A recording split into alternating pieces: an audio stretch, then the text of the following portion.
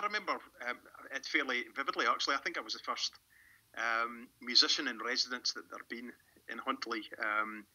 And so I set out to compose a collection of traditional music that hopefully might be picked up by future traditional musicians. So I ended up planning to maybe write about 10 different pieces. I ended up with 32, just because there's so much inspiration in the area. One of the first tunes I wrote was Huntly Castle. So in research for that, I spent quite a lot of time doing it at the castle. So the first few times I basically paid my entrance fee to get in, and then I thought, this is getting quite expensive. So you can actually sneak in round the back if you're sneaky, which I decided would be a very good idea. So I went down to the castle, sneaked in, was up the top. I hadn't realised that they'd actually locked the door, so I very nearly spent the night Huntly Castle. I had to hail a passing dog walker who went and phoned the police, and the police went and got the caretaker, and they let me out. That's amazing. So I felt like a very sheepish young man.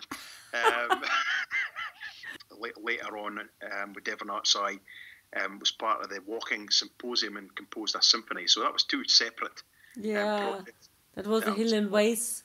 Yeah, the Hill and Ways symphony, which was performed for the third time, actually, just back in September by the Grampian Concert Orchestra. So, it's nice to see that the music that I've composed has continued to have a life after the actual project is finished. So that was what was intended. So it's very nice. And at the minute, actually, I've got a couple of American orchestras which are thinking about possibly putting it on. So it's conquering the world.